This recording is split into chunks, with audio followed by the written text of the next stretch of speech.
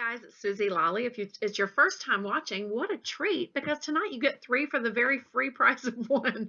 I was so excited to be interviewed by Eddie and Marcus from what they call the Canvascasters. It's a podcast that focuses all about Canvas. You should pause this video right now, but don't forget to come back and go subscribe over there on whatever your favorite podcast hosting hub is. So tonight you're going to tune into about a 30-ish minute interview of just me giving my talk through of where the Canvas for Littles idea came from, best tips and tricks. Even I've said some things on there that I've not said on any of my other videos. So are you intrigued? I hope so. Go ahead and watch. Welcome to episode 25 of the Canvascasters podcast. We're here with Suzy Lolley. She's been in Georgia public education for 18 years, served both as a middle and high school English teacher and as an instructional technology specialist for teachers in K through 12. She's currently a technology integration specialist at Kennesaw State University and supports the personalized learning initiatives for a Fulton County elementary school. She's also a Microsoft Innovative Educator expert and a master trainer. As if all of that wasn't enough, we have Suzy on the show today because she's an amazing Canvas resource and provides great content on her YouTube channel with her Canvas for Little series. We mentioned this on Twitter recently, but we're really trying to give you a ton of great guests here at the beginning of the school year, and we are kicking it off not only with Kona Jones, who everybody knows in the Canvas community, but now another heavy hitter. Suzy Lolley, welcome to the show. Hey there, so glad to be here. Thanks for having me. It's so awesome to have you. And I know Marcus and I are really excited. So we're going to cut right to the chase. I absolutely love your YouTube channel and specifically the Canvas for Little series. So thanks for being on the show. As we said, we know so many educators are kind of being exposed to Canvas for the very first time. And it's a question we get asked a lot, right? That Canvas feels like a secondary or post-secondary tool. So, I think what I'm being asked the most right now is how in the world is this being used in the lower grade levels? Like, it just doesn't make sense. For some reason, it doesn't seem to be computing with elementary school teachers. So what stands out to you as someone who sees in that lens of the LMS for littles and primary students for Canvas? I think, first of all, I'll say, and this is probably skipping ahead, we'll revisit, but I think it didn't stand out to me as something for little kids. It was originally a college product. And so that's why it can do everything, be more. And a lot of elementary teachers are like, can I just, have education? Can we just do some lessons with my kids? Like, just cut to the chase. I want it to be cute. I want it to be functional. Move on with your life. Right. And so it's not cute by nature and it's not basic by nature. And I think that's what caught my attention was I've got to train little kid teachers on the same product that I'm training high school teachers on. So what angle can I come at it from that will make them feel engaged? And so that's what got me, kind of into figuring out ideas for Canvas for Littles and started my exploration project, shall we say. Nice. We always, Eddie, we're gonna feel like a broken record through this whole thing because sure. we're always talking about this, and we're just I'm amped up because we're gonna get it from like a guru here. And Eddie and I are both secondary people sort of by training. And you have some secondary English experience yourself. So I can relate to that. We're going to go into like some kind of English teacher, like they develop a tribe and then they leave the other guy out. That's what's going to happen the rest of this podcast. We're going to start using some polysyllabic words, and Eddie's he's going to tune out. What? See? Exactly. See? Boom. Many syllables. There you go. Many syllables. Oh. Nice hat, Eddie. Broadcast writing. So, in all seriousness, back on topic. All right. So, in giving some advice, that's what you're here for. We want to get the skinny on how our primary teachers can really leverage Canvas. So if you were to come up with a couple like pieces of advice, not necessarily tools or anything yet, that's another thing, but what are those pieces of advice that you would give someone who's brand new to Canvas? And there are a lot of them. I'm in groups. You're probably on the Facebook groups, and everything I see is we're new to Canvas. I start school on Monday. How do I do blank? And Yeah. I mean, I don't have enough time in the day to even try to assist. And I'm seeing all this stuff and I'm thinking, could I put it into 2 or 3 pieces of advice? So since I can't, do it Here I for us. go. What do you think? So the English teacher who can write 1,200 words with so let me simplify my life. I think the first thing is knowing that you do not have to do everything Canvas does on day 1 or day 10 or day whatever. I mean, I'm thinking my Canvas for Little series is a pretty good place to start, just saying. But anyway, Pretty good. But yeah, that'd be my first piece of advice. But I think the thing would be little kids can do it, but they cannot do it necessarily the first time or the 5th time. And so whatever it is you're doing that you would just say, okay, guys, read the directions, move on. Ain't going to happen. And it's certainly not going to happen for kindergarten students or their parents, is who I really think of a lot with a lot of sympathy, is it's not going to happen for a digital kindergartner on the first time. So I give advice like, okay, the first time you ever do a digital lesson with students, Canvas or otherwise, we're just going to log in, log out, log in, log out, log in. All they're doing, typing in their lunch number, whatever it is they log in with in your world, they're going to log in, they're going to log out, and they're going to get a gold star for that. That's all they're doing, like 10 times. And the same way that you would chunk, y'all, I'm sorry, I must have a small head. These keep falling off. But anyway, the same way that you would chunk any lesson that you do, in the elementary classroom. It's, I don't know if you guys hark back to the days of Harry Wong, but I've been doing this a long time. And he talked about how the first 2 weeks of school, all you do is practice routines. It's where do I put the paper? Where do I put the paper? Where do I put the paper? It's just over and over. And so I feel like if you are an elementary teacher who's afraid of Canvas, you can have a little bit of fear, because if they try to do all of it at once, it would be a terrible idea. But let's just say, okay, today is log into Canvas, log out, and we're going to do that 5 times. That's all. Lesson over as far as technology goes. Tomorrow, we might try to do a discussion, and we're going to do a discussion on this topic. We're going to do a discussion on that topic, and that's the only thing we do for several lessons. So they get really good at one thing, and then you add a new thing. It's exactly like, Canvas is not face-to-face teaching. It's not even close to being the same. But it's that same process of chunking and scaffolding. I'm going to do a little bit repeatedly till they get it, and then we're going to move on to something else.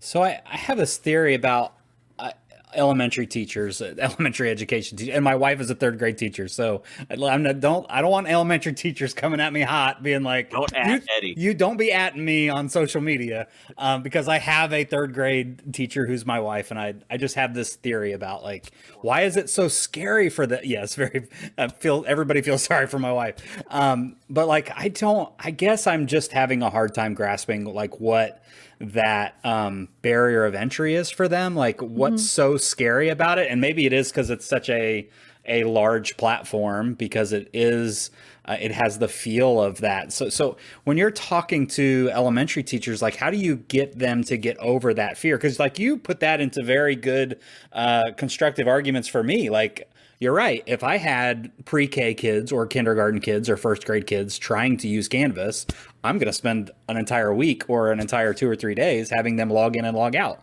log in, and that's it. Like, don't try to do anything else. But they're trying to put their entire like reading eggs curriculum on top of like the everyday Bitmoji math, classroom. like with the right. Like, what are we doing? What are we doing? So I guess like for me, like my theory is that like because they have so many other platforms, I remember as a high school teacher, I just didn't have that many. I don't know as an English teacher in the high school level, like how many other platforms you were trying to learn. But if you're getting a ton of curriculum, science curriculum, math curriculum, English curriculum, as a teacher, that gets overwhelming, and you have all of these logins and all of these other texts to show kids, then Canvas becomes really scary because it is so large. So what are you telling those teachers, like the ones that are just super scared right now? Like, I don't know, I can't learn this. I can't do it. How are you coaching those educators around you? Well, I want to go back and revisit what you said about your theory, because when I pre-read these questions a little before we started. And, I was like, oh gosh, I hope my theory matches his. But when I was thinking about it, I thought, you know what, having taught high school, and I'll get into why there's a question somewhere we're going to talk about, I think. If not, I'm going to make you talk about it anyway. But I'm going to talk about how I even came to the K through 2. Why am I even teaching about this if I have no background in teaching elementary school? I taught middle and high all my years. And so there are 2 different kinds of people. And so as a trainer, for example, I go into an elementary school to train people and they'll just smile and nod at me. They could care less what I have to say sometimes, but they won't say it to my face. High school teachers will cuss me out, ask me when I'm going to be done, who told you we had to do this. And I was one. I was probably the happiest one there. But anyway, so, there's a different kind of person. And I will say that I think my high school teachers, we are lovers of curriculum. Like when I'm reading little pieces of the Book Thief or whatever out loud to my freshmen, I say reading like I still do it. But anyway, it's still in my heart. I'm emotionally invested in that. I'm looking at the language. I'm like, oh my gosh, did you see how Charles Dickens did that? I'm just so into the curriculum. I think the ones who decide that my job is going to be working with little kids, it's because they have that mommy, daddy kind of spirit about them. And they just love those little babies. And I think when they come to something big like Canvas, they almost put up a protective shield to say, you're not going to do that to my babies. They're little. Yeah. They're little. I need to protect them. This is not something they can handle. And so I feel like there's a fear on behalf of what you're doing to their babies and stressing them out. And I just think it's a different place than where a high school teacher's coming from. There's a love of the kids. Certainly in high school, I did love some of my kids. I love them all. I didn't like them all. Let's be honest. Let's just tell the truth. As my pastor would say, tell the truth, stay in the church. I loved every teenager. I didn't like everyone, but there's something about an elementary teacher that just brings that I want to protect my babies. And I think sometimes that makes it harder to come to a new technology. If it makes them nervous, they're thinking, what's this going to do to my kids? A little mama bear syndrome, right? Yes, absolutely. Yeah. That's awesome. I want to jump back to something you said earlier about, getting into Canvas and how to approach that as a new user. That what you said again, and Eddie and I talk about this every episode. These podcasts ultimately are just for Eddie and I just to remember that maybe we're not completely crazy. And I love hearing what you say about, doing something that's, low pressure and then doing that sort of activity multiple times because this is now a procedure. Yes. Just like walking the hallways properly. Right. And so that's something that I know that I've been stressing in my district is like, we're going to need to pump the brakes on content and we're going to need to focus our efforts on getting kids acclimated to this space because it is so new, not only for our remote teachers, but even our face-to-face teachers right now are already encountering scenarios where they started out last week face-to-face with 25 kids. Yeah. This week they're down 9. Kids are gone. Kids are on quarantine for 14 days because they might be sick. So now these teachers are doing both. Yeah. And so they're learning very quickly here that like, I need to get my kids in the LMS right now. Yeah. Prepare and get them. But that's what they're talking about. That's what they were talking about today was like, oh, I got in there and I had them do this. And it was just something that was just fun and really quick. And I was like, thank you. Because they're thinking properly to prepare for whatever. It's not, if it happens, it's when. You're going to go home. I mean, we started face-to-face in Georgia. We've been all over the news. My son goes to the high school that was the first one to close. Oh, and we opened up for 6 days and we closed again. So, solid 6. Yes. So taking advantage of that time just to say, I'm not going to wait and just use it. There's no longer, I heard somebody in another county, I won't name, but I heard somebody say, don't worry about Canvas. We're only using that if they go home. I'm like, but what? You're the one who knows how to use it. Right. So prepare the kids a little bit before they have to go home with their parents who've never used it. Yes. Amen, Suzy. Uh-huh. I'm on that team. Well, yes. Well said. Absolutely. Well said. So let's talk a little bit about the YouTube channel. So Eddie talked about it. You got some serious things happening there. Yes. And you, and as Eddie and I, we say every single time we do a podcast, we've got faces for radio. So as a YouTube sensation. Oh, you're cracking me up. Speak to us a little bit about, how that came about. When did you start the channel? How has it sort of morphed or developed over time? And then if you have any advice for, aspiring teachers that might want to leverage YouTube in their favor, what might you say to them? This makes me laugh so hard. Okay, y'all. I had 0 views and 0 subscribers until guess when? June 2020. It is August now, and I am at, I want to look. I don't even know. It's like 9,000. 9,000 something, okay? Yeah. Every day I'm like, oh, my dad says, I mean, my family is who I send these stats to. I'm like, can you believe this? They're like, these are real people that watch your, so what, 9.08 thousand, there we go. That's the latest statistic as of right now. Anyway, it was 135 people, y'all. And I say y'all, yes.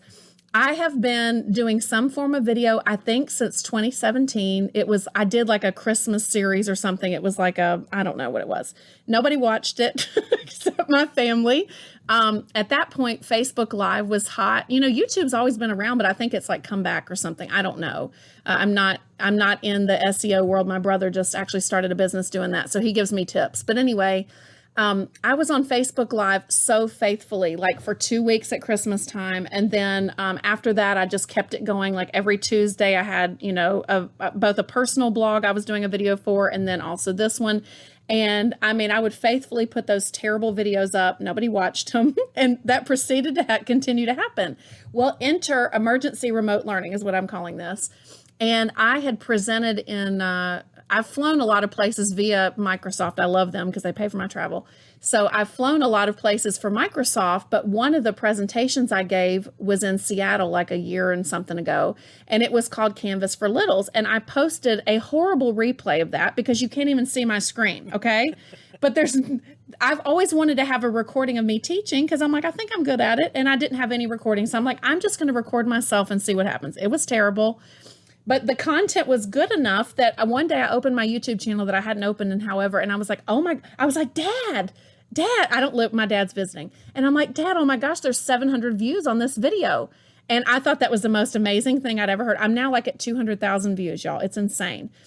But that video was so horrible that like I said, the content was good, but you can't see anything I'm saying. And so I ended up, I was like, I've got to get some new content out there because obviously this is something people need help with. It's a niche area that I think I could capitalize on. And it still took me like another month or something. We're going through a semi-adoption process, and we've had a whole lot with that. And so anyway, I didn't have any time. So when I finally put the videos up, they went gangbusters. I mean, people are sharing these videos like in Facebook groups that have 100,000 members. And I'm having personal friends write me and say, are you the same Suzy Lolley that they're talking about in my Facebook group? I'm like, yes, I don't think there is another one, but yes, that's me. And so anyway, that's the journey. People needed help, and they found my video because there is literally, you search Canvas for Littles, there is hardly anything. No. And so when I found that was a need, and I made a whole series about it, and people have just kept coming back for more. And so anyway, I guess a couple pieces of advice I would give is if you upload a video that seems like people respond to it, keep on running with that. I'll name drop here because I think she's an awesome YouTuber, but Sunny Lenarduzzi, she spells her name kind of crazy. But anyway, Sunny Lenarduzzi has a lot of great free content you can watch that has given me some good practical ideas. But just if you find a video that's hitting an audience, then keep sharing that. That's what people need. And the other thing is just to faithfully upload content, hit a niche, keep going with that. I ran with Canvas for Littles because that's what people needed. People have given me so many suggestions that I have plenty of topics for every week from now till whenever to start making videos about. So you start to hit what your viewers need. And then also high quality thumbnails. I fell into an accidental photo shoot, which is where my, whatever that picture is that you see of me places. Where I'm actually wearing makeup. Yeah. Okay. Screenshot. Again, courtesy of Microsoft, I happened to, they said, who wants headshots? And I said, sure. I didn't know they were going to have a full makeup artist, full hair and everything. And the guy who did my pictures had shot Muhammad Ali and different presidents, not shot him, excuse me, shot photos of Muhammad Ali. Yes. And, we're on audio. I just want to make sure they didn't get the context. And so I think good quality thumbnails, get somebody to take pictures of you in the backyard, but show your face. That made a huge difference when I started putting my face on the thumbnails. And if you want to know how it developed over time, just go back before June and look at the hideous videos and you'll say, anybody can do this. Hey, hideous. So that's why I was like, so hideous videos. Let's tell a story. Yeah. Okay. I am a firm believer. I've always done a session called like Flip the Lens. It's a video production, like having teachers that are kind of scared of using video in their classroom to like actually try it, right? And give them some steps to do it. And I always tell this story about how like I think we've evolved in like our learning of how YouTube develops education and how YouTube becomes the place we go to learn things. Like if you want to fix your washer, where do you go? Like how to fix my washer, and you put the model number in and all of a sudden you can fix your washer. I put in my paver patio watching YouTube videos, but I've always been a perfectionist because I'm from the video production world. So I love to go in and Final Cut, and I've got my audio and all my channels, and I've got all my graphics and special effects and everything that I do. But teachers don't want to hear that, right? So I'm like, but I am perfectly fine with going on and seeing like some dude with his shirt off with a camera like underneath like his paver patio being like, all right, what you're going to do is and it's like vertical and like, it's not even a good quality video, but like you're willing to watch it because you're going to learn something because that's the place that you learn something in. And like, that's when you were like, it's a terrible video. And I'm like, no, it's perfect. Like that's exactly what people will watch to get through on seeing something they want. So the older ones really are terrible, but I think it can be an inspiration to people that you can survive that and come back. Yeah. And no, and it doesn't have to be perfect. I think that's what I've always tried to tell teachers. Like, it doesn't have to be perfect. Do a little screencast, like something where it should, but show your face, like make it personal, right? Those types of things are things that you can't fake in an editor or fake in doing video production, like stuff that you really want to have kids learn over time is to build a relationship, and you can do that with video very, very easily. And I think the one thing that your videos have done, like that's Marcus, how similar is that story to ours? Like so many times, right? Like we were sitting there and we were like, well, so we love Canvas. I think we have like this common, you're an old guy in the Canvas community, not an old guy, but like an old, we call him an OG. Like he's an old dude in the Canvas community, right? Like I'm brand new. So we had this like really common discourse in October of last year and said, let's just sit at a table and like see what this sounds like. And we did. And then all of a sudden it was like, oh, we've got a couple hundred people listening. And now it's like, it's crazy. It's insane to like see, but it didn't, like you said, really the blow up happens in June, July, August of this year. That's when they needed it. Because that's when everybody's like, oh my gosh, I got to have help. Like who can help me, right? And you're right. If I go and Google right now, Canvas for Littles, Suzy Lolley is the first person that pops up. So I'm going to keep on doing that face. It's that face. What if you met me in real life and my head was stuck like that? You thought it was really a good shot, but it was my head was stuck like that. For those of you listening on the podcast and cannot see the face, this is so good right now. It's a sideways dog hanging out the window type of a face is what I'm doing. Oh man. But we are there's a visual. We are trying to we're going to try to video record this as well so we can put it on YouTube so you can actually get the full effect. So we continue to do that, Suzy. We can't wait to show that to everybody. Absolutely. All 9.08 thousand of them. Oh, that's awesome. All right. So we're going to take a quick break and then we're going to come back, and Suzy's got all kinds of tips and tricks. We might steal a little content here about her simplifying of organization of Canvas, as well as some of those little tips and tricks you can do as an elementary teacher for those Canvas for Little classrooms. We'll be right back on the Canvascasters podcast. This is where Marcus sings. Okay, go ahead. Okay. I'll do harmony. Go ahead. Oh, I want to dance with somebody.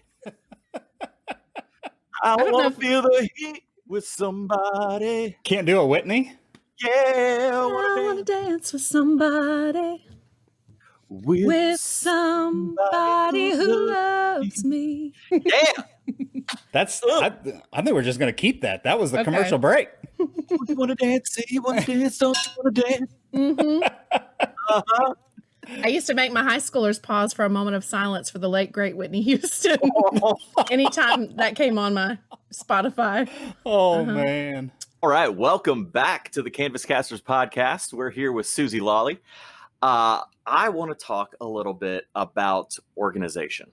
And I want to ask you, Suzy, some tips and tricks that you have, because when we talk about organizing within really any LMS, but in Canvas specifically, the organization and the way we build that out for students is vital.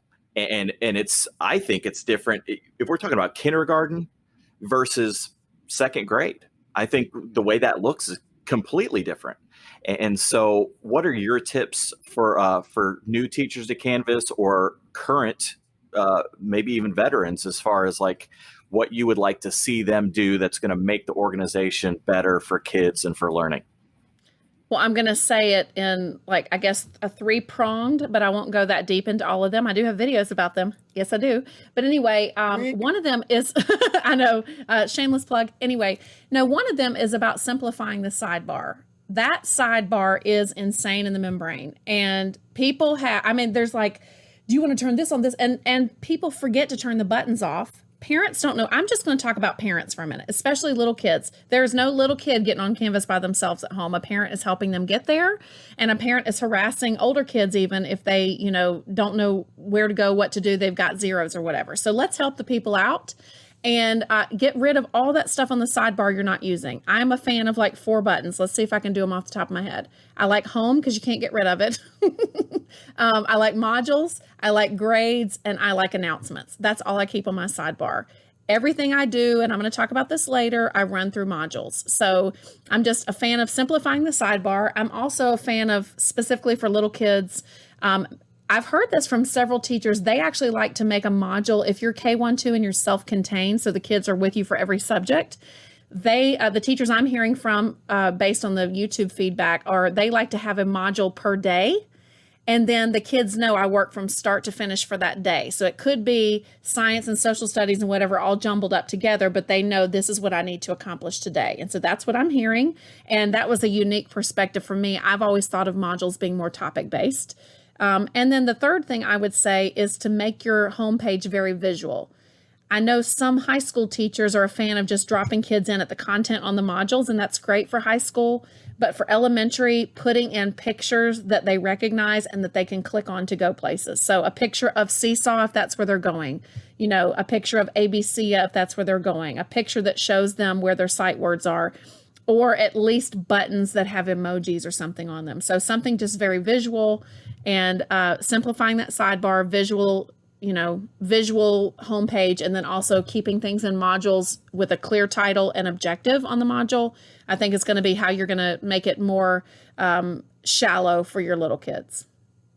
I love that. And the analogy is good because I always like to say, like, Canvas is 10 miles wide and 5 miles deep, and good luck if you're brand new trying to get that done in like 3 days, right? Because essentially that's what people are trying to do. They were handed Canvas, 3 days before they were starting school, and they needed it immediately. And I think those things that you talk about, I think the thing I always tell people is like, right now, you just need to simplify your life. And here's how you do it. Like, let's turn off things in navigation. Let's add announcements to the homepage. Let's do some things right off the bat that will get you some small wins, because I think that's what they need the most.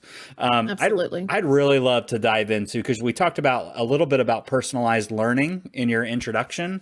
Can you talk a little bit about like what that journey's been like for you? Like kind of transitioning maybe from a traditional learning style to like focused a little bit more on personalized learning. I know when I decided to do that with teachers last year, and it was super successful, and I didn't want to go back. I was like, oh, this is amazing. I always want to do it in this model. I always want to do it this way. So talk to us a little bit about what that's been like for you and how you're seeing success with that. I'm going to be totally honest. I've not seen the success I want with that. I don't want to make up a lie. Right. No. But I would like to dive into it a little bit, because I think we have an opportunity. I saw a meme that was so hilarious the other day. It says, I'm ready for some precedented times. Right. I was about to say, in these unprecedented times, I mean, it's so overused. But don't we have an opportunity to do things differently for the first time, like by force? It is your older brother shoving you up. Oh, no, I'm not even going to use that. My sister-in-law making me give blood, even though I did pass out from that. Okay, Cindy Lolley. I'm giving her a shout out here. But anyway, her saying, no, Suzy, you're doing this. We have been forced by, it was against our will. It was against everything that seems natural. I still will burst into a random cry over the way the world is right now. And so we were forced into a place where, oh my gosh, we actually have an opportunity to reach every kid with a tool that will give us the time and space we need to work with kids differently. I mean, I think that's amazing. So, when you think of personalized learning, the group I work for, Kennesaw State University, but specifically I teach, if you'll just look that up, KSU I teach. My boss is a phenomenal, thought leader, and she and a professor there came up with a white paper on the conditions for personalized learning. Heck no, can I quote them all? But they basically boiled down to giving kids an opportunity to be agents of their own learning. And so that can be through path or pace or place or all those cutesy things we say. But it's taking some of the work off the teacher and making the student the agent of their own learning. Even little kids. I know we're talking about Canvas for littles. If I teach a kid over and over how to log in, and then if I teach a kid over and over how to do a discussion, and then if I teach a kid over and over how to do an announcement or do not even just that. Okay, let's say some things that can be embedded into Canvas, which is one of the things that makes it great to me. There are other products that start with a G where you can't embed anything. And that bothers me because you're sending kids out. And so think about things like you teach a kid over and over how they can bring in a sway or bring in a Padlet or something like that. And then as you've exposed them maybe the whole first semester or 2 quarters, however you say it in elementary land, to all these opportunities, then by second semester, your kids can start saying, you say, hey guys, how would you like to review this? And your kid can say, I think a sway would work for that, Miss Lolley, or I think a Padlet would work for that. It's not the same as my high schoolers. I'd say, hey, I need you to teach me this. How do you want to teach me? And they'd go learn Towne or something like that. It's not the same for elementary, but they can do it. I'm the one who builds the foundation. I give them a big enough tool. I'm actually presenting on this at ISTE this year.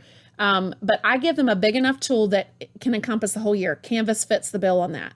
I teach them little pieces of it all in the first semester. And then by second semester, they're the ones saying back to me, I'd like to try this. And all I have to say is okay, because they've used it enough to know what to do. I'd like to do a discussion on this, or I'd like to submit a video to you on this, because I've practiced it enough times with them that it doesn't feel scary anymore.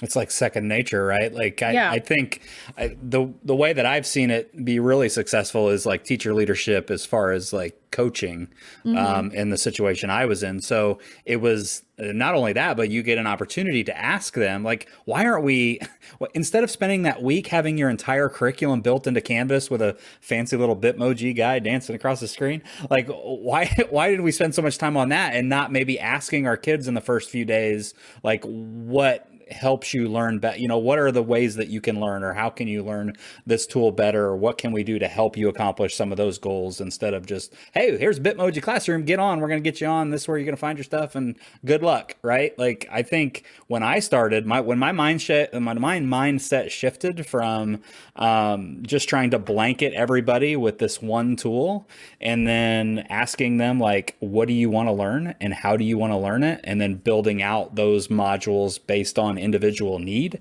I really started to see like a lot of growth. Like teacher growth was incredible. So I'm glad you talked about that. That was awesome. I think that's exactly what our listeners need to hear, and that's exactly what I wanted to hear. So right, that's and fantastic. This is the moment right here where for those people who are going to they're going to go to Twitter and they're going to see, oh, episode 25's out, and they're going to see, Canvas for littles. This is the moment that brings it all full circle. Right. Mm-hmm. This is the moment that Eddie's talking about teaching teachers. Yeah. And Suzy's talking about teaching littles within Canvas. But the point is it applies to both across the board. Yes. The approaches, the mentality, all of it. And so that's why like I hope that folks realize that like the actions, the actionable, impactful practices, it does not matter what age your learner is. Yeah, and I teach teachers. I don't actually teach littles. I teach the teachers who teach them.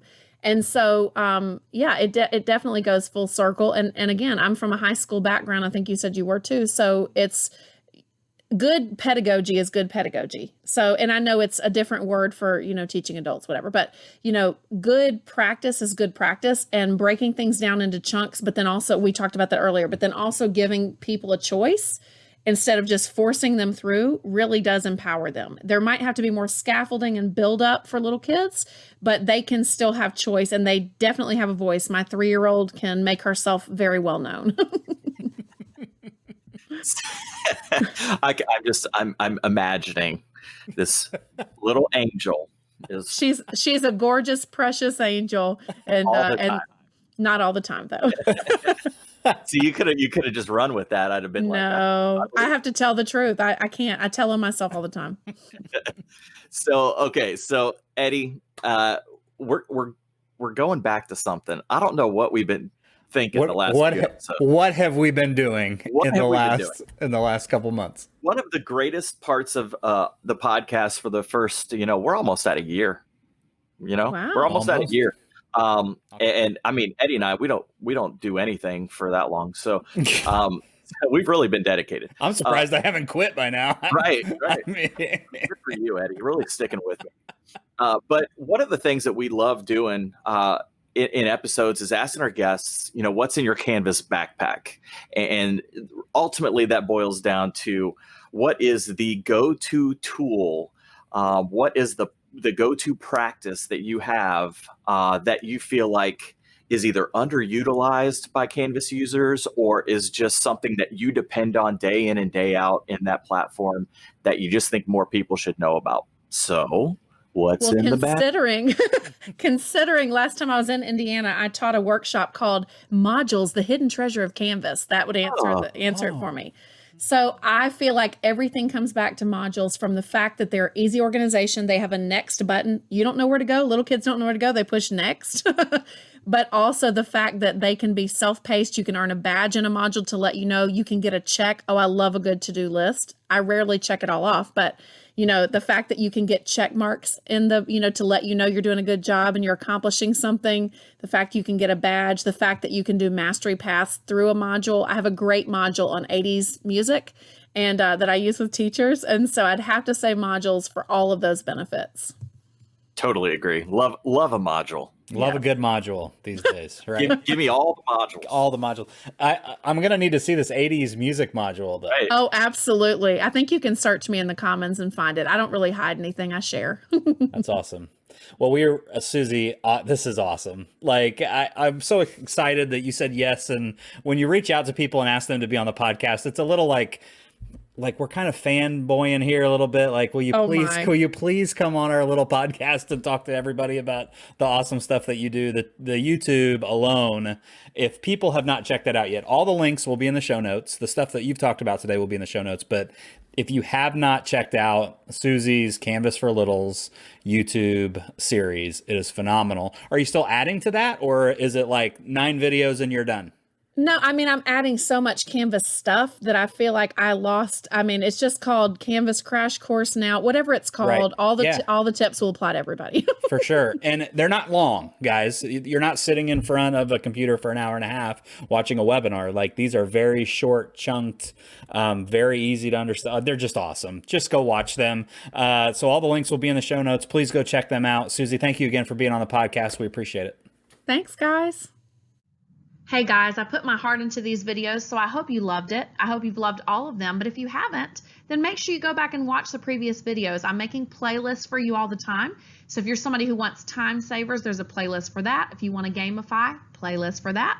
And all of my themes of my blog. So did you like it? Go ahead and click the thumb below. If you really liked it, I'd love if you shared it on your favorite social media channel. I'm at Suzy Lolley on Twitter. And then finally, my very favorite is if you subscribe. Subscribe to YouTube and subscribe on the blog. Take care.